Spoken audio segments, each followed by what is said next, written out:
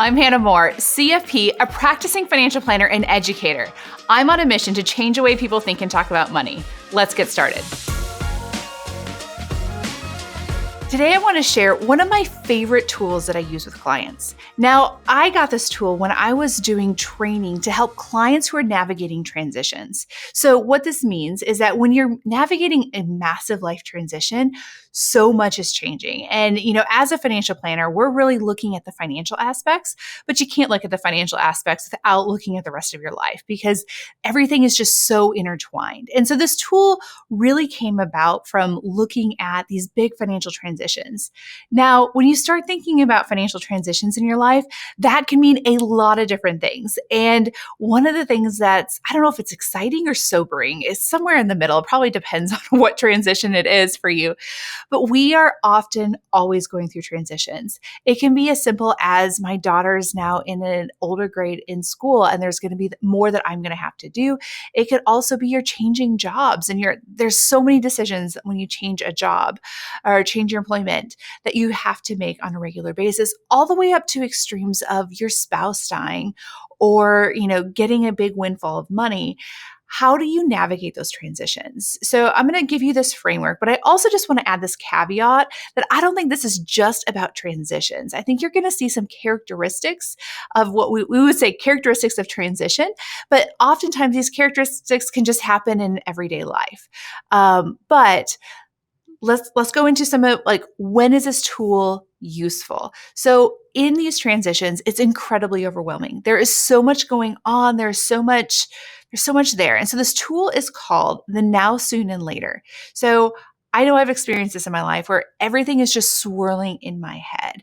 There are so many things happening. There's so many moving elements that are happening in my life where it's just, oh my goodness, and I can't forget this, and I can't forget that, and what about this, and what about that? And there's so much going on that it's overwhelming. And for me, it's been paralyzing. And I know when I work with clients, it's often that word comes up as it's paralyzing to do this. And so what I encourage clients to do is really build out a now, soon, and later kind of graph. So not a graph. It's going to be a sheet of paper. It doesn't have to be fancy.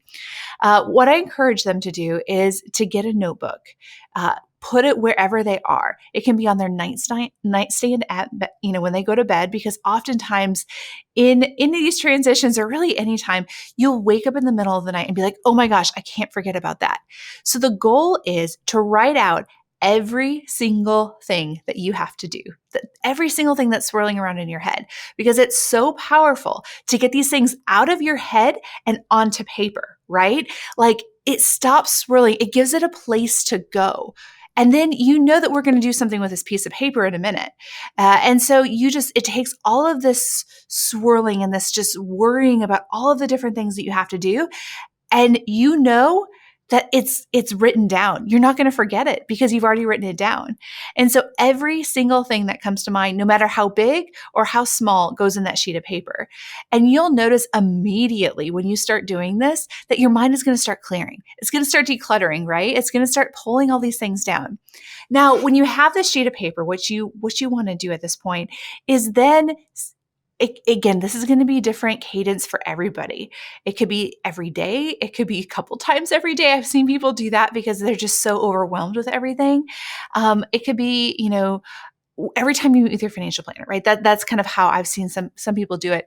But you take out this list and you categorize it all of now, soon, and later. So what are the things that need to be dealt with right now? As in they're going to hurt you if they're not going to be dealt with, right? What are those immediate consequence items? Figure those out and write them in the now section. And hopefully there's not that many, right? Because really when we look at a lot of our transitions or a lot of our decisions in life, I'm looking at it from the financial perspective. So a lot of our financial decisions, there are some things that you need to do now, right? In these situations, but being able to identify them and know what you need to do now versus what needs to be done later or soon, and then what needs to be done later.